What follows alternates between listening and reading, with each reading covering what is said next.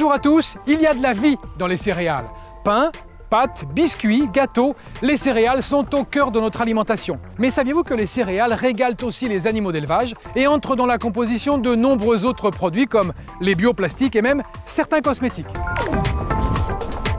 Dans ce numéro d'À tout bout de champ, votre mag-info des céréales est 100% nature. Nous découvrirons d'abord comment la filière céréalière contribue à préserver l'environnement grâce à de nouveaux débouchés d'avenir pour les céréales. Nous rencontrerons ensuite un agriculteur passionné de biodiversité qui profite de ces espaces cultivés pour protéger les rapaces. Mais partons en Gironde pour découvrir une expérience innovante de collecte et de valorisation des déchets organiques, une action rendue possible grâce aux sacs bioplastiques issus de la filière céréalière.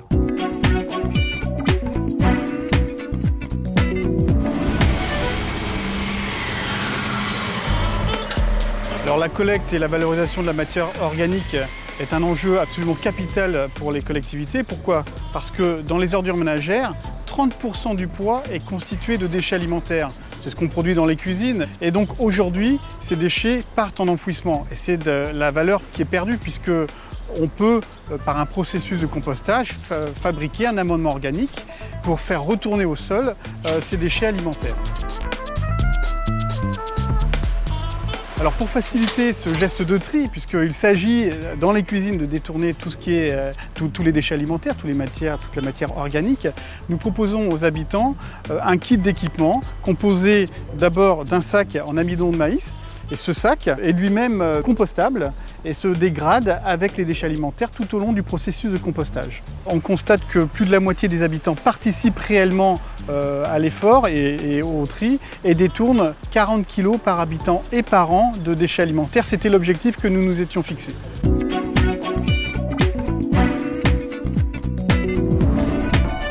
10 000 hectares de cultures sont dévastés tous les ans par les rongeurs en région centre. Comment lutter contre ce fléau en apportant une réponse écologique permettant de protéger les cultures qui feront votre alimentation de toute l'année?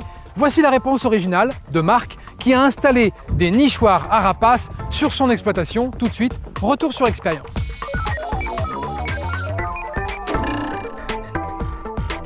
Il y a quelques années, on a eu des grosses attaques de mulots dans les champs. Ça nous a bien préoccupés en tant que producteurs de voir nos cultures ainsi ravagées.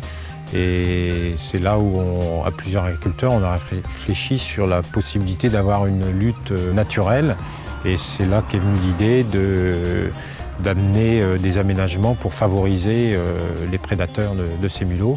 Donc notamment des nichoirs qui ont été installés sur des bâtiments et qui ont bien répondu à leurs objectifs. Depuis leur origine, c'est très actif et du coup, on voit beaucoup plus de faucons cresserelles qu'il n'y en avait par le passé. Pour plus d'efficacité, Marc n'hésite pas à se faire aider par une association locale de protection de la biodiversité. Donc les objectifs de l'association, c'est de rechercher, promouvoir et mettre en place des pratiques et des aménagements favorisant la biodiversité dans les exploitations agricoles en région centre. Merci la nature, merci les faucons cresserelles, parce que c'est vrai qu'ils nous ont aidés à nous débarrasser des campagnols et ma foi, c'est une bonne opération en gagnant-gagnant, parce qu'en même temps, nous, on leur offre un abri.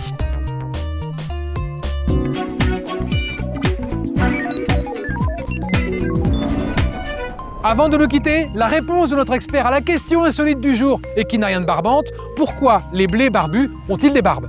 À l'origine, on pense que c'était pour permettre au blé de mieux résister à la sécheresse, c'est-à-dire ça a le rôle d'une feuille, mais sans en avoir l'inconvénient d'évaporer trop d'eau. On s'est aperçu quand même que ces barbes jouaient à peu près le même rôle qu'une feuille pour transformer le gaz carbonique en amidon.